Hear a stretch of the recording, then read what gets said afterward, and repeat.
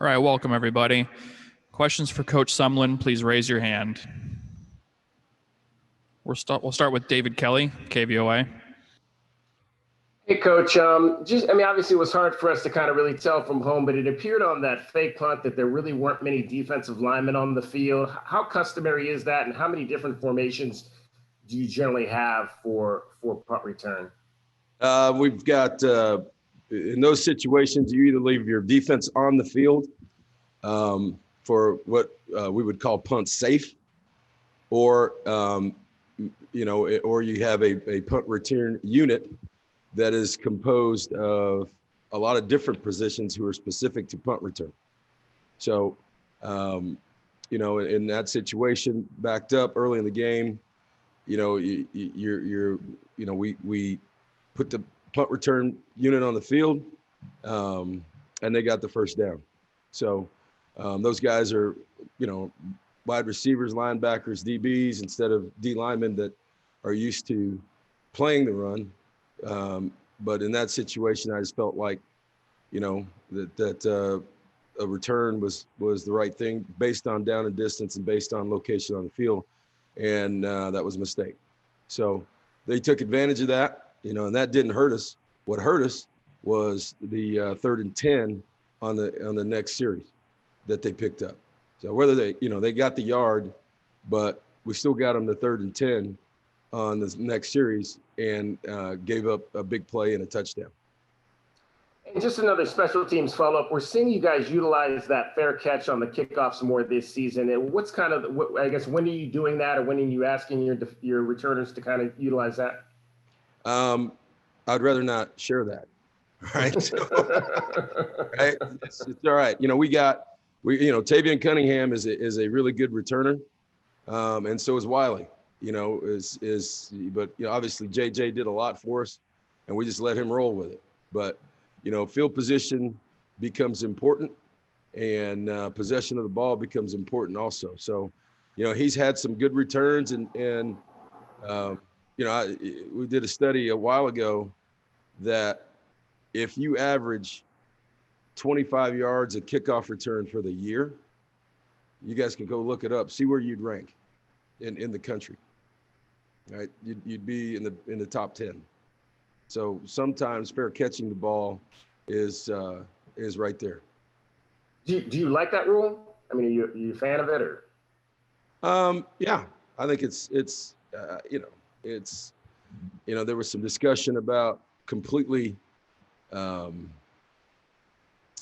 doing away with kickoffs. That comes up every couple years on the rule model when you can change rules, and that's a serious discussion across the country just about player safety. It's a high speed, high velocity, high impact play, but it's also exciting to start the game, but it's part of the rule, and I think based on some kicks, right,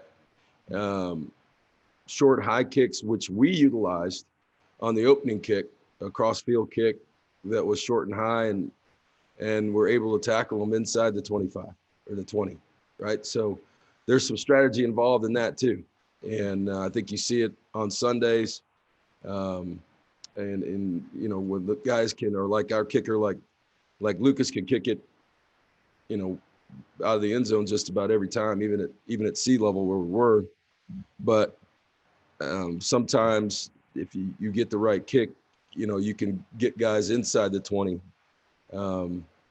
with a shorter kick. So if that's the situation and it's got hang time and everything else, fair catch is by the odds is still a better move. Next question, Michael Lev, Arizona Daily Star. Hey there, Kevin. I know that the team generally doesn't reconvene in full until today, but what was your sense of the guys' moods on the bus, on the plane, maybe guys who might pop into the building yesterday? Yeah, it's, everybody's disappointed. Nobody's happy, right? Coaches, players, trainers, anybody who was there. And so We'll have that discussion today, with the team and with our meetings and film review. But there's nobody in this building happy, and the expectations going into that weekend were to get better, and we that didn't happen, and so there's a number of reasons across the board. We as coaches, we didn't adjust quick enough. I think somebody brought up Saturday. That was a completely different game plan offensively than they had utilized the week before. And by coming out and throwing it as much as they threw it in empty sets and moving around a bunch, we didn't adjust quick enough there, and we didn't adjust quick enough offensively to not really their scheme, but from a protection standpoint. So, as we met yesterday as coaches, we've got to give our players a better chance, and we got to coach better, and our players, based on analytics and the things that we use to measure player load and speeds, are still, they're still playing hard. Right, they're still running fast, even in the fourth quarter, running by guys. And I know personnel was different at Washington at that point, but we've got to be better as coaches. When you have a losing streak like you guys have right now, does that have any sort of psychological effect? Well, I can tell you this. Here's what I'd tell you, Michael. There's a lot of guys that played Saturday night that have lost 2 games. It's a different football team. The losing streak for me is different. I'm the common denominator in that. So that's what that looks like. Everybody can talk about how long it is, but there's a hell of a lot of players who are playing Saturday night that had nothing to do with last year. I mean, a lot of them. So we can lump it all into everything, but you just lump that on me because in the end, my name's on it. And so, I get that. But, going to work and practicing, as I say every year, it's a different team. It's a different bunch of guys across the board on both sides, offensively, defensively, special teams. I think, and to your point, David, against USC, we had 8 walk-ons running down on kickoff. So against Tyler Vaughns and a couple other guys. So, yeah, we're working our way around some things, but there's a lot of guys here that have that don't see it that way, and they're playing a lot. Next question, Justin Spears, Arizona Daily Star. After watching the film, why do you think the offensive line struggled on Saturday? Well, if you watch the film, then Washington's pretty good. It won a lot of blitzes, won a lot of different things. It was man on man, and I said it right after the game. We got whipped up front, and when you're able to do that with a 4-man rush and not blitz sparingly or bring 5, then there's a lot of guys in coverage, and that's why and push the pocket back into Grant's lap, basically. So, and when that wasn't the case, they hit him. So he got rattled early, and as I said, we didn't do enough as coaches to help him be better. And it gets back to what I said Saturday night. If you look at the statistics, and the game was a physical game up front where we got whipped on both sides, number one. But number two, third down conversions. They were, about 60% on third down, maybe more. And we were 2 or 3 of 12. So we couldn't stay on the field on offense. And they continued to make third down conversions, even 3rd and 8 and more. So, that's a recipe for disaster against a football team like that has that much talent. Next question, Troy Hutchison, All Sports Tucson. So I know you said you got a chance to look at the tape, but what did you see from the receiving core? It seemed like they struggled to get open early in the game, and then later on during the game, Majon Wright was able to get open. Stanley Berryhill. Are there going to be Majon. changes in the core and Bijan as well? No, Majon, right. Majon, sorry. Well, we couldn't get open either, right?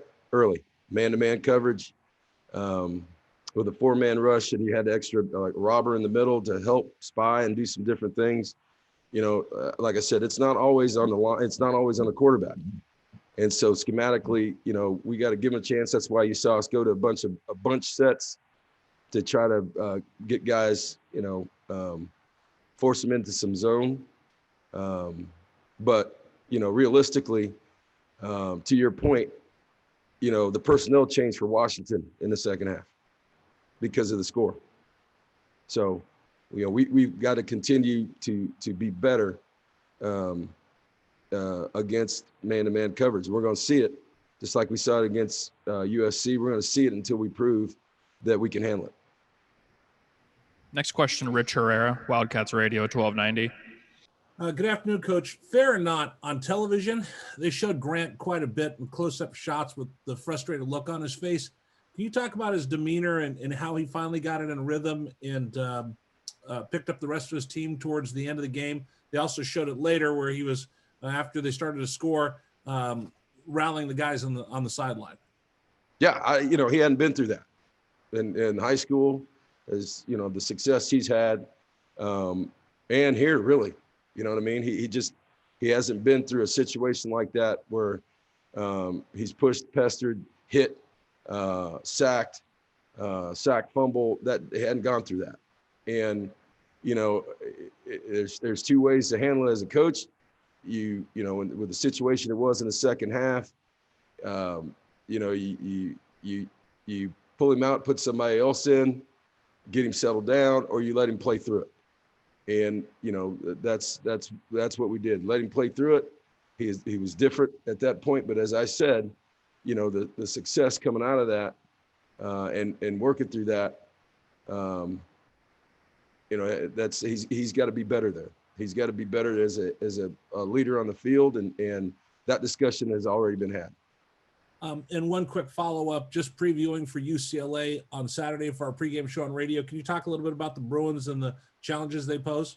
Yeah, I mean, they the first thing that jumps out at you is Felton's performance Saturday, right? The thing about Chip is, he's and we got to be prepared again. He jumped into a what we call unbalanced set or a loaded set, and Oregon had a hard time stopping it, right? They're running the ball, and even with DTR out, we've got to prepare for both of them.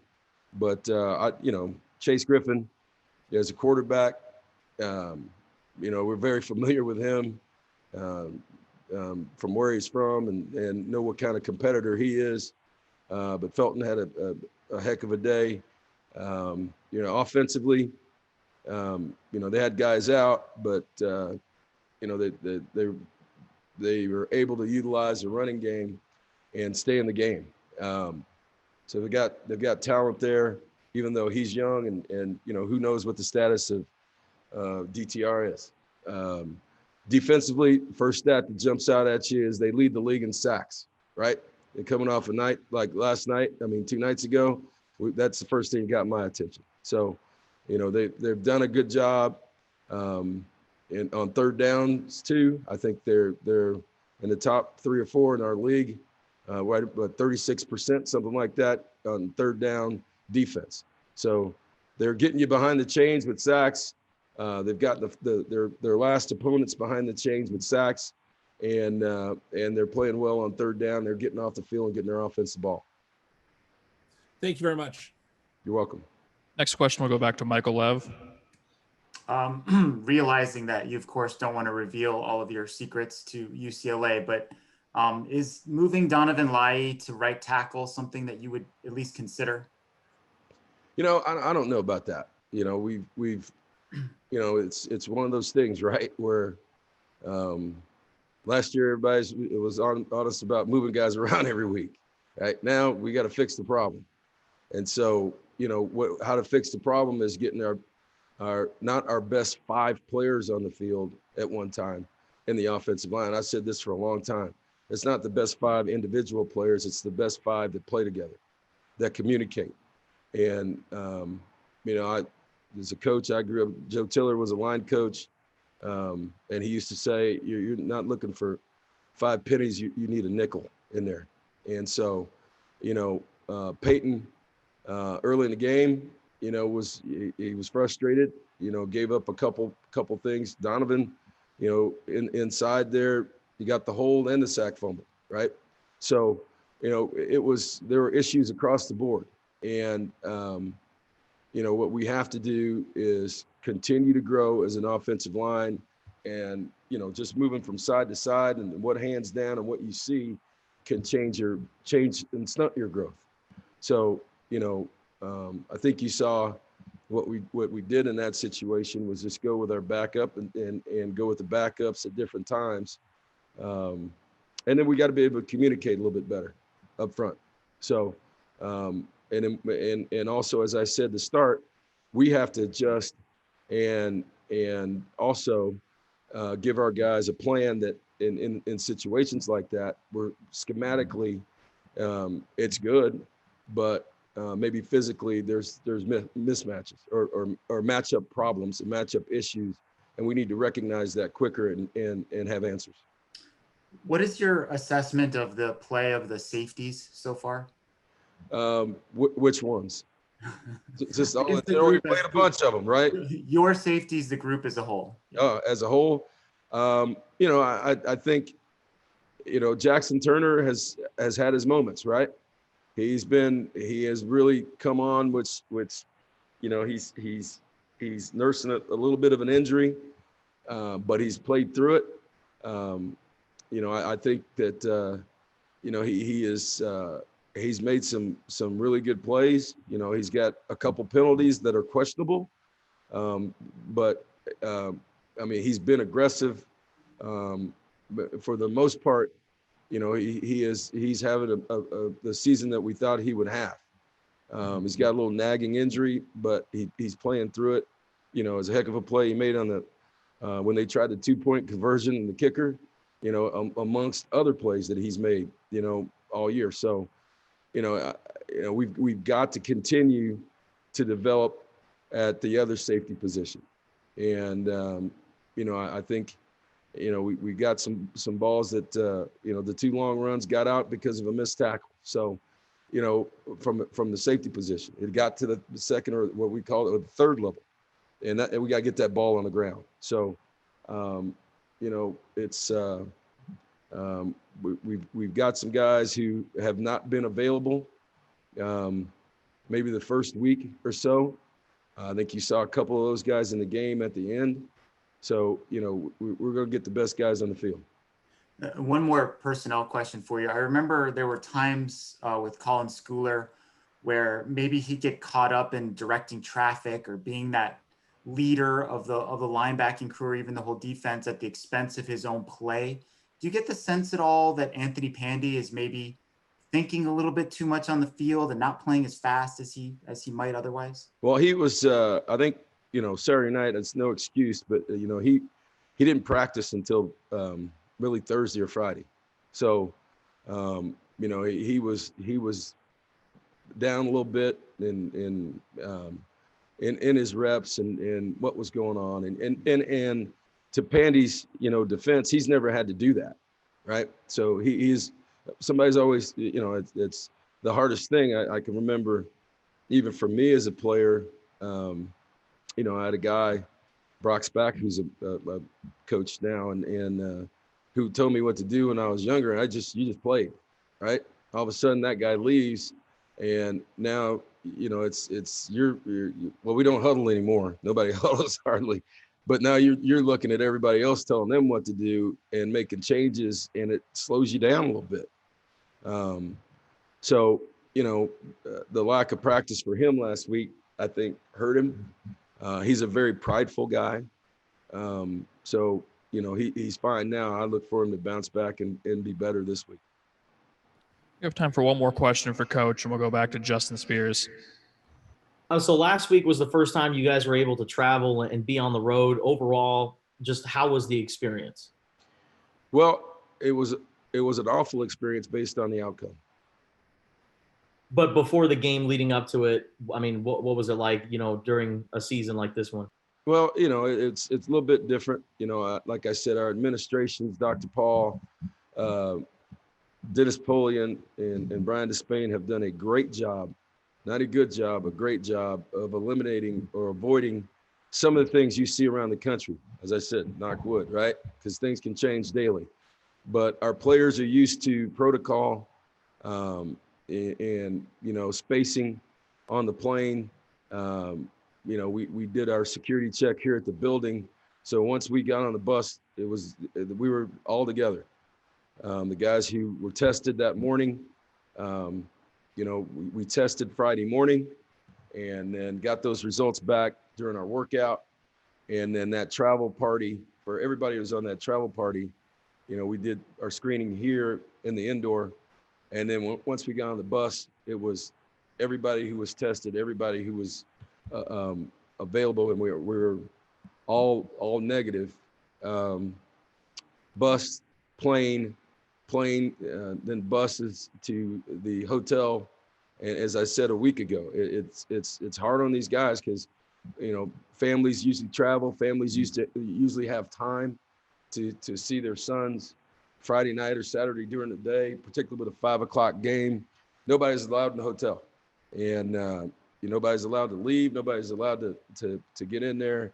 So, you know, a lot of the problems and issues you've seen with a lot of teams have been on road trips and things like that. So they did a great job in Bellevue at the Hyatt Regency, and security was great, and food was grab and go. We didn't sit together or sit in our old banquet style deal. And you know, that's where we are right now. And it's a little bit different, but because of the people that I talked about earlier and what our guys have been used to from an experience and how they've handled COVID,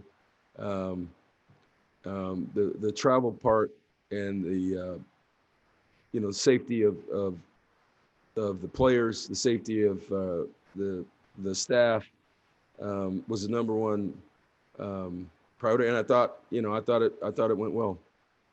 And just last question, UCLA is dealing with some COVID issues. I'm wondering, how does that affect your game plan or prep for this week? It doesn't. You know, we're, you know, you've seen in across our league, you've had games canceled on Friday, right? We're one of them. Washington State last week, right? So, you know, for our players and for our coaches, hey, listen, you know, that's who we're playing. And so we today, you know, we'll watch our video of Washington, make our corrections, and then start installing the game plan with the players this afternoon and get on the field tonight for UCLA. All right. Thank you, everybody. That's all we have for today. We'll be back Thanks, guys. tomorrow with player availability.